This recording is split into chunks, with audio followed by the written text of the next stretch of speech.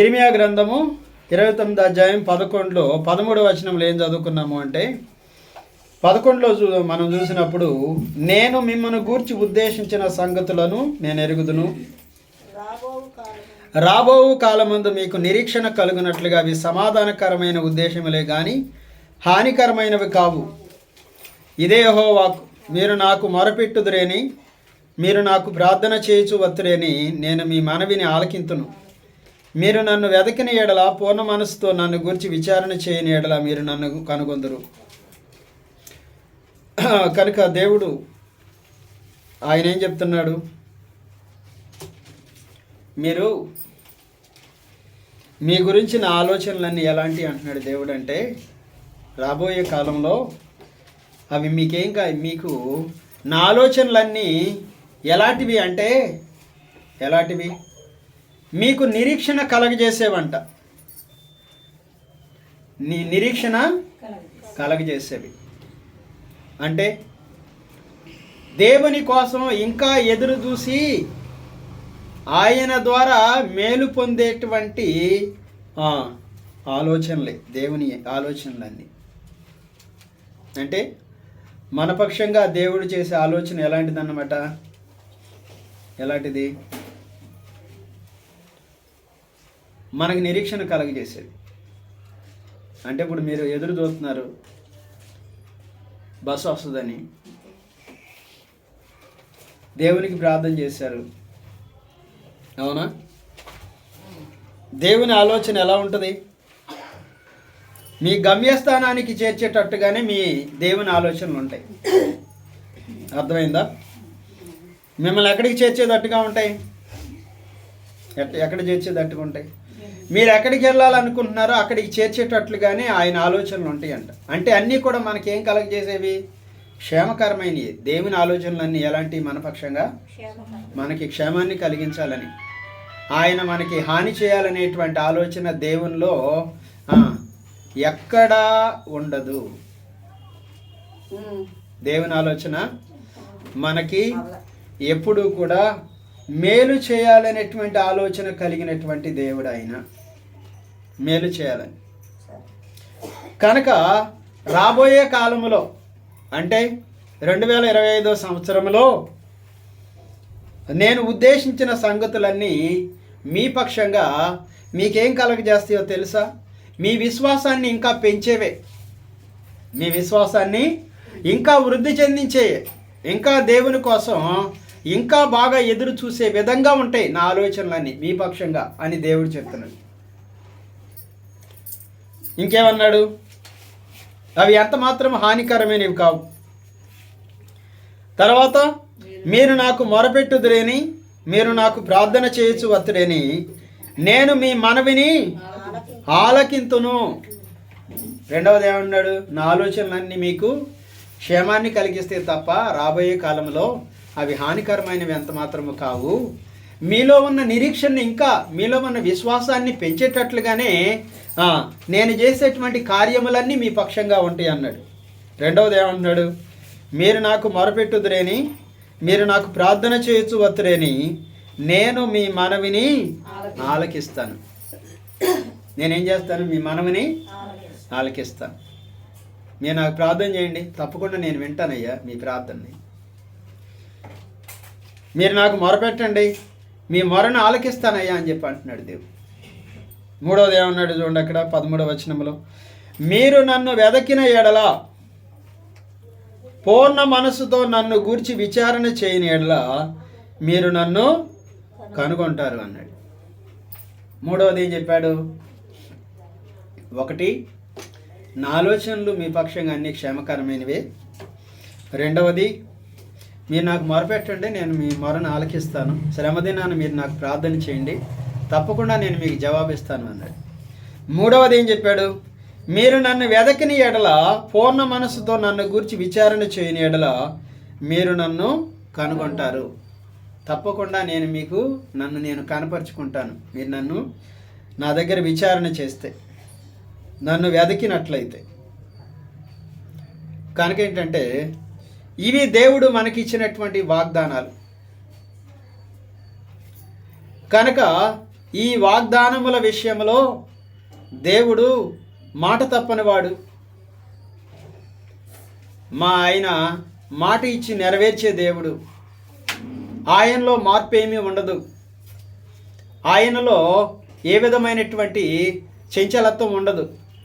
మనం కాసేపు అనుకుని ఇంకోటి మార్చేసుకుంటాం, కానీ దేవునిలో ఎక్కడా కూడా చంచలత్వం అనేది కనిపించదు. కనుక ఇంతగా దేవుడు మనకి ఆయన చెప్తూ ఉన్నప్పుడు మనం ఎంతగా దేవుని కోసం ఎలా ఉండాలి, నిరీక్షణ కలిగి ఉండాలి, ఎంతగా దేవునికి మనం ప్రార్థన చేయాలి, ఎంతగా ఆయనకి మొరపెట్టాలి, ఎంతగా ఆయన్ని వెతకాలి. అంతేగా.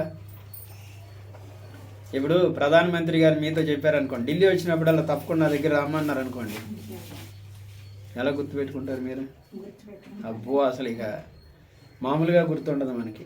మోడీ గారండి, నేను ఢిల్లీ వచ్చినప్పుడల్లా నన్ను కలుసుకో అమ్మా, నీకు తప్పకుండా నీతో మాట్లాడతా, ఎంత ఇబ్బందులో ఎంత బిజీలో ఉన్నా సరే నీతో మాట్లాడతాను అని చెప్పగలరా మోడీ గారు? చెప్పడు. ఎందుకని? ఏమో చెప్పామనుకో ఇంకోటి వస్తారు, అందరికి వచ్చేసి నన్ను బయటికి కదలనీరు అనుకుంటాడు. అంతేగా. కానీ దేవుడైతే ఎంతమంది ఈ ప్రపంచంలో ఉన్న వారందరూ ఎంతమంది మొరపెట్టారో వారందరికీ న్యాయం తీర్చే దేవుడు ఆయన. ఏంది? ఎవరు చెప్పండి? ఆలకించే దేవుడు. అవునా? ఆయన ఆలోచనలన్నీ క్షేమకరమైనవే వారి పక్షంగా. అలాగే ఆయన్ని వెతికినప్పుడు తప్పకుండా తన్ను కనపరుచుకునేటువంటి దేవుడు, తన్ను తాను వారికి కనపరుచుకునేటువంటి దేవుడు. ఎంతగా దేవుడు మనకి ఆయన వాగ్దానం చేసినప్పుడు మరి మనము ఎలా ఉండాలి? ఎలా ఉండాలి చెప్పు? మన పక్షంగా ఆయన ఎప్పుడు ఆయన ఆలోచనలు హానికరమైనవి కావు, క్షేమకరమైనవే. రెండవది, మొరపెడితే ఆలకిస్తానని చెప్పి అన్నాడు. మూడవది, ఆయన్ని వెదకాలి అన్నాడు. కనుక ఇప్పుడు మనం ప్రతి విషయంలో దేవుణ్ణి వెతికే వారంగా ఉండాలి. ఈ నూతన సంవత్సరంలో ఏం చేయాలి చెప్పండి? ప్రతి విషయంలో దేవుణ్ణి వెతికే వారంగానే ఉండాలి. దేవుణ్ణి వెతకటం అంటే ఏంటి? ఏమర్థమైంది చెప్పండి? వెతకటం అంటే ఏంటి?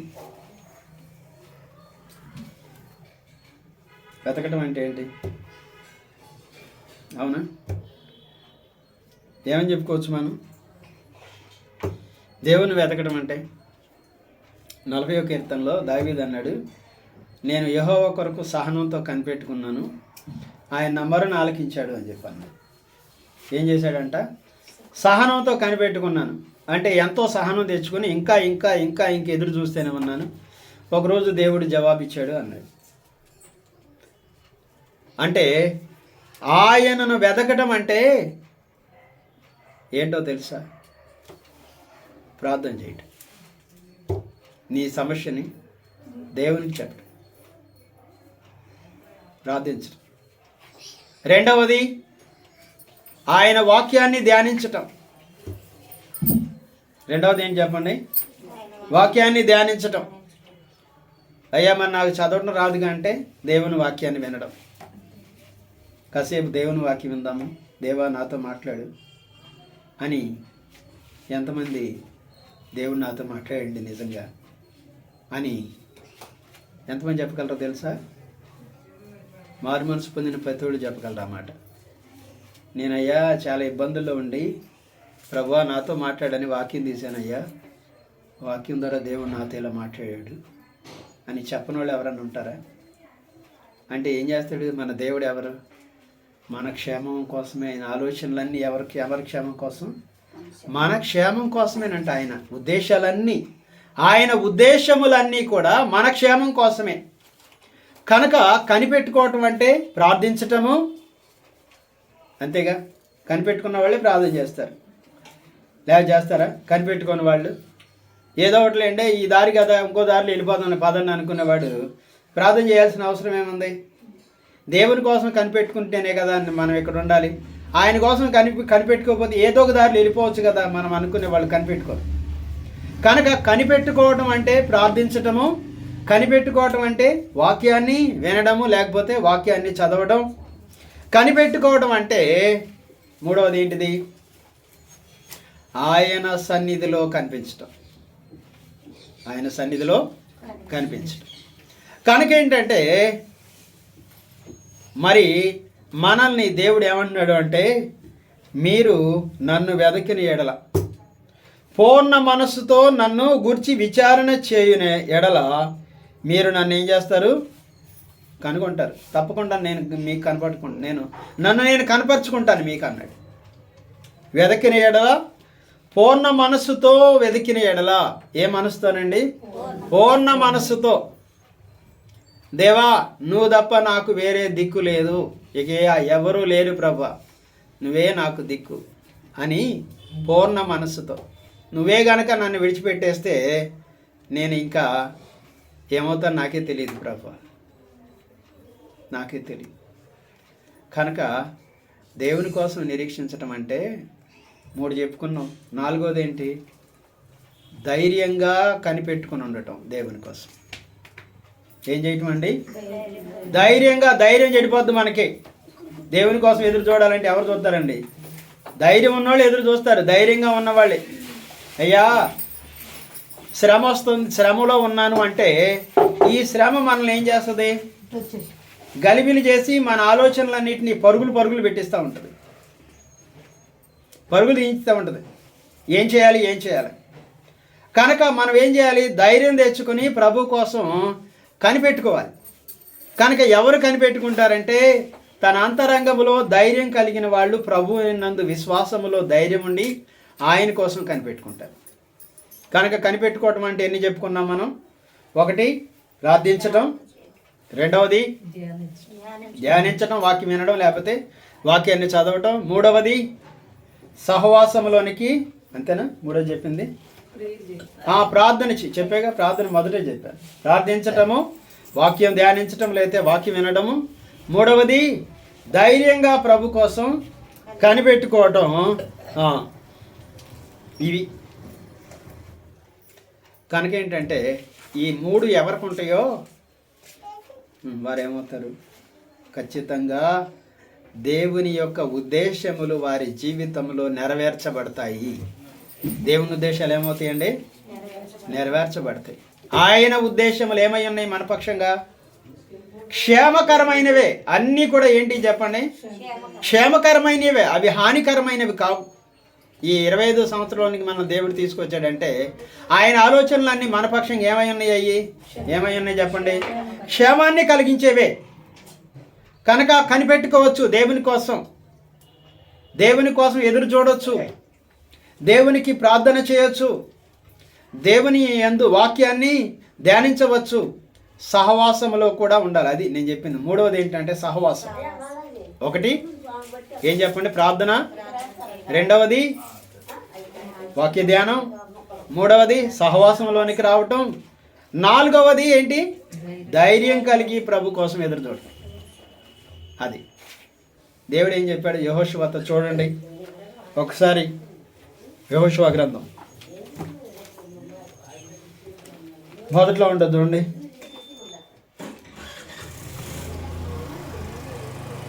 సంఖ్యాకాండం తర్వాత ఉంటుంది, ద్వితీయోపదేశ కాండం తర్వాత. చూడండి, 1వ అధ్యాయము 7వ వచనం. 1వ అధ్యాయము. అయితే నీవు నిబ్బరము కలిగి జాగ్రత్తపడి బహుధైర్యముగా నుండి అదండి నీవు నడుచు మార్గములో చక్కగా ప్రవర్తించున్నట్లు నీవు దాని నుంచి కుడికి కానీ ఎడమకు కానీ తొలగిపోకూడదు అంటున్నాడు. అర్థమైందా? అంటే దేవుడు ఏం చెప్తున్నాడు యెహోషువకి? నువ్వు నిబ్బరము కలిగి జాగ్రత్త పడి బహుధైర్యంగా ఉండు. ఏం చేయాలి? నిబ్బరం కలిగి జాగ్రత్త పడి బహుధైర్యంగా ఉండాలి. ధైర్యాన్ని కోల్పోతే ఏం చేస్తాం మనం? ఇక ఎటు వెళ్ళిపోతామో తెలియదు మనకి. ఎటు వెళ్ళిపోతాం మనకి, ఎటు దోస్తే అటు వెళ్ళిపోతూ ఉంటాం. కనుక ఈ నూతన సంవత్సరంలో మనం ప్రభు కోసం కనిపెట్టుకుని ఉన్నట్లయితే ఆయన ఏం చేస్తాడంటే చెప్పండి, ఏం చేస్తాడు? ఆయన ఉద్దేశాలని మన జీవితంలో నెరవేరుస్తాడంట. అవి హానికరమైనవి కావు, క్షేమాన్ని కలిగించేవి. రెండవది, ఆయన ఏం చేస్తాడు? మన ప్రార్థనను ఆలకిస్తాడంట, మన మొరను ఆలకిస్తాడంట. మూడవది ఏంటి చెప్పండి? ఆయన్ని వెతికినప్పుడంట ఆయనే మనకి ఇదిగో నేను ఇక్కడ ఉన్నాను అని మనకి కనపరుచుకుంటాడంట. మనకేం చేస్తాడు? ఆయనే వచ్చి ఇక్కడే ఉన్నా భయపడమాక అంటాడంట దేవుడు. కనుక ఏంటంటే ప్రభువులో మనం ఆయన కోసం ఎదురు చూసి నిరీక్షించేటువంటి గొప్ప జీవితాన్ని దేవుడు మనకిచ్చాడు. ఏం చేశాడండి? ఆయన కోసం కనిపెట్టుకుని ఉండేటువంటి జీవితాన్ని, ఆయన కోసం విచారించేటువంటి జీవితాన్ని, ఆయనను వెదకేటువంటి జీవితాన్ని దేవుడు ఏమిచ్చాడు? మనకి ఇచ్చాడు. మనం 25వ సంవత్సరంలో ఈ 3 విషయాల్లో ప్రభువులో స్థిరంగా ఉందాం. ఆయన్ని కనిపెట్టుకునే విషయంలో, ఆయన్ని వెదికే విషయంలో, ఆయన దగ్గర విచారణ చేసే విషయంలో. మొదట ఏం చేయాలి? కనిపెట్టుకోవాలి. మూడవది ప్రార్థన చేయాలి. నాలుగవది ఏం చేయాలి? ఆయన కోసం ఎదురు చూడాలి. అప్పుడు ఏం జరుగుతుందంట? దేవుని యొక్క ఆలోచన చొప్పున మనల్ని దేవుడు ఏం చేస్తాడంటే బలపరిచి నడిపిస్తాడు. అది ఎవరి ఆలోచన చొప్పున నడిపిస్తాడు? దేవుని ఆలోచన చొప్పున నడిపిస్తాడు. ఒకవేళ నువ్వు డాక్టర్ గారు నీకు చెప్పొచ్చు, ఏమవ్వదమ్మా ఈ మందులు వాడింది, కానీ ఎంతో కాలం నువ్వు వాటి నుంచి నడిపించబడవు.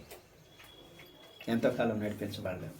మందుల్ని నమ్ముకున్న తర్వాత, డాక్టర్ని నమ్ముకున్న తర్వాత, భూ సంబంధమైనటువంటి న్యాయాధిపతిని నమ్ముకున్న తర్వాత, కానీ ప్రభు మాట యందు విశ్వాసం ఉంచి మనం ఆయన కోసం మొరపెట్టే వాళ్ళంగాను, కనిపెట్టుకునే వాళ్ళంగాను, వెదికే వారంగా ఉన్నట్లయితే ఆయన మన కోసం ఉద్దేశించిన ఉద్దేశాలన్నీ మన జీవితంలో నెరవేరుస్తాడు దేవుడు. ఏ వాగ్దానం అయితే మీకు ఇచ్చాడో ఆ వాగ్దానాన్ని మీ పక్షంగా దేవుడు మనకిచ్చాడో ఆ వాగ్దానాన్ని మన పక్షంగా దేవుడు నెరవేరుస్తాడు. మన పక్షంగా నెరవేరుస్తాడు. కనుక ఏంటంటే ప్రభువులో ఎదురు చూడడం, ఆయనను ఎలాగూ వెతకాలి? పూర్ణ మనస్సుతో. ఎలా వెతకాలండి? పూర్ణ మనస్సుతో సంపూర్ణంగా ప్రభువుని వెతికేటువంటి జీవితాన్ని దేవుడు మనకి ఇవ్వాలి. ఎప్పుడు ఎదుగుతాం మనం దేవుని? చెప్పండి. ఇప్పుడు మనం దేవుని ఎప్పుడు ఎదుగుతామండి? కష్టాలు వచ్చినప్పుడే దేవుణ్ణి వెతుకుతాం. కష్టాలు లేనప్పుడు ఎత్తుతాం అసలు? ఆయన ఎవరో నాకే తెలియదు అన్నట్టు వెళ్ళిపోతాం. అవునా? అయ్యా నేను నిన్ను లేవనెత్తానుగా మంచం మీద ఉంటే అంటే గుర్తులేదు అయ్యా అంటాం. అలాంటి వాళ్ళం మనం. ఎందుకని? మర్చిపోయి ఏముందలే అంటే బాగుండనప్పుడే దేవుని దగ్గర విచారణ చేస్తాం, బాగున్నప్పుడే వస్తాం దేవుని దగ్గర. బాగైపోయినాక ఏం చేస్తాము? ఆయన ఎవరో నాకు తెలియదు అన్నట్టుగా ఉంటాం. ఎందుకని అంటే దేవుడు జాలిగలవాడు, దయగలవాడు. ఆయన ఆలోచనలన్నీ మన పక్షంగా హానికరమైనవి కావు గనక, మనకు ఆయన క్షేమకరమైన ఆలోచనలు కలిగిన వాడు గనక మనకి ఏమీ కలకపోవచ్చు కానీ మరలా మనం ఎక్కడికి వెళ్తామో తెలుసా? దేవుని విడిచిపెడితే మరలా శ్రమలోనికి వెళ్తాం, మరలా ఇబ్బందిలోకి వెళ్తాం. దేవుడు మనల్ని జీవితాంతము ఆయన సంతోషభరితులుగాను నెమ్మది కలిగిన వారిగా చేయటానికే ఈ లోకానికి వచ్చాడు. మనల్ని నెమ్మదిగా నడిపించేవాడిగాను, మనల్ని సంతోషింపజేసేవాడిగా ఉండటానికే వచ్చాడు. కానీ మనం ఏం చేస్తాం? ఆయన్ని మర్చిపోతాం. శ్రమ వచ్చినప్పుడే ఆయన్ని వెతుకుతాం తప్ప శ్రమ లేనప్పుడు ఆయన్ని వెతికే వాళ్ళంగా మనము ఉండం. మరి ఆయన ఎప్పుడు వెతకాలి మనం? శ్రమలోనే కాదు, సంతోషములో కూడా దేవుణ్ణి వెతికే వాళ్ళంగా మనం ఉన్నప్పుడు ఆయన ఉద్దేశములు మన పక్షంగా నెరవేరుతాయి. ఎప్పుడండి చెప్పండి? మనకి సంతోషం ఉన్నప్పుడు కూడా దేవుణ్ణి వెతికే వాళ్ళంగా ఉండాలి. దేవుణ్ణి వెతకాలి అంటే ఏంటి అర్థం? ప్రార్థించాలి, వాక్యం చదవాలి, సహవాసానికి రావాలి. 4వది ఏం చెప్పుకున్నాం? ధైర్యంగా ప్రభువులో కొనసాగాలి. భయపడకూడదు. కనుక అప్పుడు దేవుని ఉద్దేశాలు మన పక్షంగా నెరవేర్చేటువంటి దేవుడే. అంటే అర్థం ఏంటంటే, బాగున్నప్పుడు, సంతోషంగా ఉన్నప్పుడు, అన్ని విషయాల్లో మనం ప్రభువుకి మనకిచ్చినటువంటి 4 క్రమాల్ని పాటించినప్పుడు ఆయన ఉద్దేశాలు మనకి ఏ వాగ్దానం అయితే తీసుకున్నామో ఆ వాగ్దానం మన పక్షంగా దేవుడు నెరవేర్చడాన్ని మనం చూస్తాం. అందుకోసమే దేవుడు మనతో మాట్లాడుతూ ఉన్నాడు. ఇశ్రాయేలీ ప్రజలతో ఆయన మాట్లాడితే ఏమన్నాడు చెప్పండి? రాబోవు కాలమందు మీకు నిరీక్షణ కలుగునట్లు అవి సమాధానకరమైన ఉద్దేశములే గాని హానికరమైనవి కాదు, ఇదే యెహోవా వాక్కు. చెప్పండి, ఇప్పుడు ఎక్కడుంది ఈ లోకంలో క్షేమం మనకి? దేవునిలో తప్ప ఎక్కడా లేదండి. దేవునిలో తప్ప ఎక్కడా లేదు. మీకు ఒక విషయం చెప్తా. ఒక ఆయన బాగా డబ్బు సంపాదించాడు. కష్టపడి చదువుకున్నాడు, డబ్బు సంపాదించాడు. పెద్ద మంచి కారు కొన్నాడు, వాల్వో కారు కొన్నాడంట. పండగ వస్తుంది కదా అని చెప్పని కారు వేసుకుని వారింటికి వెళ్దామని బయలుదేరాడు. ఈ మధ్య జరిగింది, మొన్నే కర్ణాటక రాష్ట్రంలో. చాలా పెద్ద కారు. వెళ్తా ఉన్నాడు. ఒకానొక స్థలం దగ్గరికి వచ్చేసి ట్రాఫిక్ ఎక్కువై ఆగిపోయాడు. ఆగాడు కారు.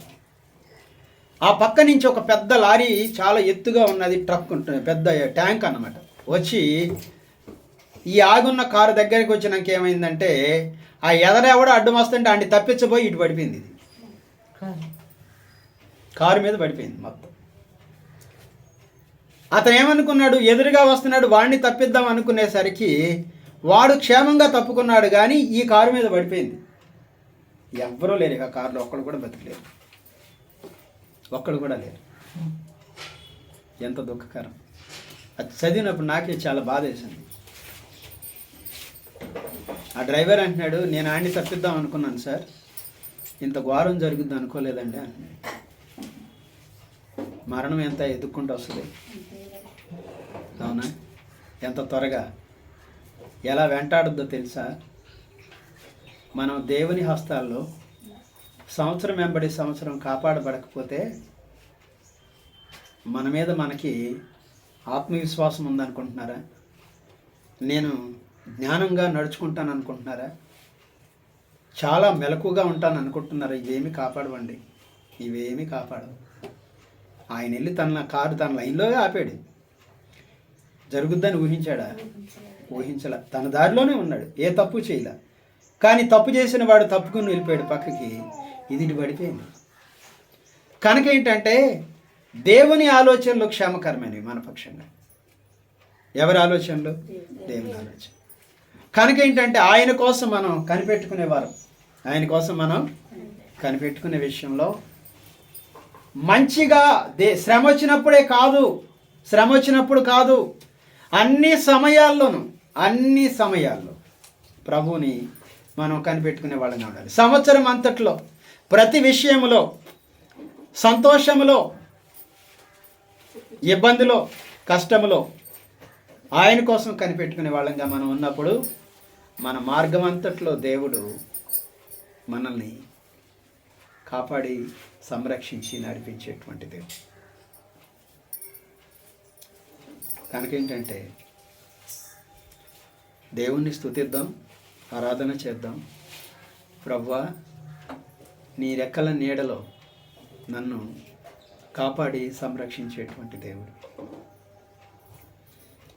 నేను ఎంత బాగా జ్ఞానంగా ఉన్నాను అనుకుంటే ఏమీ పనిచేయవండి, ఏమీ పనిచేయవు.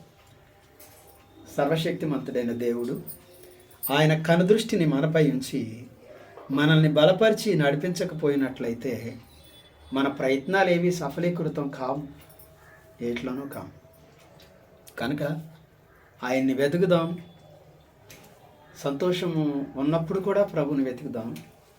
ఇబ్బంది వచ్చినప్పుడే కాదు, సంతోషంగా ఉన్నప్పుడు, సమస్త పరిస్థితుల్లోనూ, నెమ్మదిగా ఉన్నప్పుడు, సమస్త పరిస్థితుల్లోనూ ప్రభువుని మనం వెతికే వాళ్ళంగా ఉండాలి. ఆయన్ని వెతికి ఆయన మనకు కనపరుచుకునే దేవుడు ఉన్నాడు. ఆయన్ని వెతికినప్పుడు, ఆయన్ని విచారణ చేసినప్పుడు తన్ను తానే మనకి కనపరుచుకునేటువంటి దేవుడిగా నేను ఉంటాను అని చెప్పని దేవుడు వాగ్దానం చేశాడు. కనుక క్రీస్తు ప్రభు మనం పాపులుగా ఉండగానే ఆయన ఈ భూమి మీద మానవ రూపము ధరించి జన్మించి లోకరక్షకుడిగా పిలువబడి లోకరక్షకుడిగా భూమి మీదకి వచ్చాడు.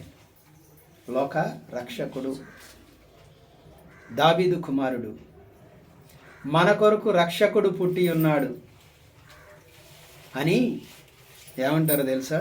హ్యాపీ క్రిస్మస్ అంటారు. అంటే ఏంటి? క్రీస్తు పుట్టుక సంతోషము. మెర్రీ క్రిస్మస్ అంటారు, ఇంకా అత్యధికమైన సంతోషం. హ్యాపీ క్రిస్మస్ అంటే సంతోషము, మెర్రీ క్రిస్మస్ అంటే మరింత సంతోషం. అందుకే ఏం చెప్తుంటారు ఎవరైనా కనపడటంలోని? Happy Christmas brother, merry Christmas brother అని చెప్పి అంటారు. అత్యధికమైన సంతోషాన్ని ఇచ్చే పండగ క్రిస్మస్. సంతోషాల్ని మన హృదయంలోనికి తెచ్చింది క్రీస్తు పుట్టుక, ఆయన జననం. కనుక ప్రభువులో నిలిచి ఉన్న వానికి ఏముందో చెప్పండి? విశ్రాంతి దాచబడింది. ప్రభులో నిలిచి ఉన్న వాళ్ళకి ఏముంది? విశ్రాంతి దాచబడి ఉంది. విశ్రాంతి ఉంది, వారికి గొప్ప శాంతి ఉంది. కనుక ఆయన ఈ లోకంలోనికి వచ్చి మనందరి కోసం మరణించి తిరిగి లేచి మనల్ని పాప విముక్తులుగా చేయటం కోసమే ఆయన వచ్చాడు. ఆయన మరణించటం ద్వారా మానవులందరికీ రక్షణ దొరికింది, విమోచన దొరికింది. ఎవరైతే క్రీస్తు ప్రభువుని, ప్రభువా నా పాపముల కోసం నువ్వు చనిపోయావు అని అంగీకరిస్తారో వారందరికీ ఏం దొరికింది? రక్షణ దొరికింది, విమోచన దొరికింది, పాప క్షమాపణ దొరికింది. అదేగా దేవుని సువార్త ఈ లోకంలో. కనుక ఏంటంటే మనుషులు ఏమనుకుంటారో తెలుసా? ఏమనుకుంటారు? వాళ్ళకి ఆలోచించినట్టుగానే ఎక్కడ లేని తెలివితేటలతో చెప్తూ ఉంటారు, ఆయన ఒక్కడేనా అని. ఆయన ఒక్కడే చెప్పాడు, నేను రక్షకుడిని, పాపుల రక్షకుడిని అని చెప్పాడు ఆయన. మీ పాపముల నుంచి విడిపోయి ఇంకేదో మీకు డబ్బులు ఇస్తానని చెప్పలా. ఇప్పుడు భక్తి అంతా ఏంటో తెలుసా? ఆస్తి ఎలా పెరుగుద్ది? ఏం చేయాలి? ఏ భక్తి చేస్తే ఆస్తి పెరుగుద్ది? ఏ భక్తి చేస్తే మా అబ్బాయిలు గొప్పోళ్ళు అవుతారు? ఏ భక్తి చేస్తే మేము గొప్పోళ్ళం అవుతాం? ఇది భక్తి కాదు. భక్తి అంటే ఏంటో తెలుసా? నీ హృదయంలో సంపూర్ణ సంతోషాన్ని కలగజేసేది, అదే నీ భక్తి జీవితం, అదే మన భక్తి. అంతేగా? నెమ్మది లేకుండా విస్తారమైన ధనం ఉండుట కంటే నెమ్మది లేకుండా ఎంత ఉంటే మాత్రం ఏముంటుంది? మనిషికి శాంతి లేకుండా ఎంత సంపాదిస్తే మాత్రం ఏముంటుంది? ఉండదుగా. ఎంత తింటే మాత్రం ఏముంటుంది? ఏముండదుగా, అనారోగ్యమే. నువ్వు తిన్నదంతా అనారోగ్యం అయిపోద్ది తెలుసా? అంతేగా. కనుక ఏంటంటే రోగగ్రస్తం అయిపోయినటువంటి శరీరం అయిపోద్ది, రోగగ్రస్తం అయిపోద్ది. ఇప్పుడు ఏమని చెప్తాడు? డాక్టర్ గారి దగ్గరికి వెళ్తే నువ్వు అది తినకూడదమ్మా, ఇది తినకూడదు, నువ్వు అది చేయకూడదు, ఇది చేయకూడదు అంటే ఏమైపోయింది? రోగగ్రస్తం అయిపోయింది. కానీ క్రీస్తులో ఏముంది? గొప్ప విడుదల ఉంది, గొప్ప నెమ్మది ఉన్నది, గొప్ప సమాధానం ఉన్నది. ఆయన మన కోసం చనిపోయింది. ఎందుకంటే మన పాపముల వల్ల కలిగినటువంటి కష్టమంతటిని, ఈ దుఃఖాన్ని, ఈ శారీరకమైనటువంటి బలహీనతలను, ఈ అనారోగ్యాలు, సమస్త పరిస్థితుల నుంచి మనల్ని తప్పించడం కోసమే యేసుక్రీస్తు లోకంలోనికి వచ్చారు. ఆయన యందు విశ్వాసం ఉంచువాడు నిత్య జీవము కలవాడు. ఆయన్ని వెదకువాడు ఆయన్ని కనుగొంటాడు. ఆయనకి ప్రార్థించువాడు దేవుని దగ్గర నుంచి జవాబు పొందుతాడు. ఆయన ఆలోచనల చొప్పున నడుచుకునివాడు క్షేమకరమైనటువంటి జీవితాన్ని కలిగి ఉంటాడు. క్షేమకరమైన. కనుక ఏంటంటే ప్రభు బల్ల మనకేమి జ్ఞాపకం చేస్తుంది అంటే నీవు రక్షించబడ్డావా అని ప్రభు బల్ల మనల్ని అడుగు. నువ్వు రక్షించబడ్డావా? ఇంకా సమయం ఎలా అని ప్రభు బల్ల మనల్ని ప్రశ్నిస్తూ ఉంది. కనుక ప్రభు యొక్క బలలో మనం పాలు పొందేటువంటి యోగ్యతను దేవుడు మనకి ఎలా ఇచ్చాడు అంటే, ఆయన మన పాపములను తన రక్తములో కడిగి పవిత్రపరచటం ద్వారానే ఆయన మరణ పునరుద్ధానములో పాలు పొందేటువంటి గొప్ప ఆధిక్యతను దేవుడు మనకి ఇచ్చాడు.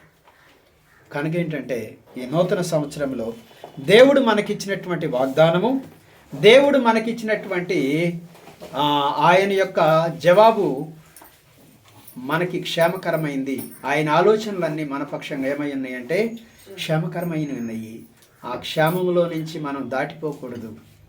ఆ క్షేమంలో నుంచి మనం పక్కకు తొలగిపోకూడదు.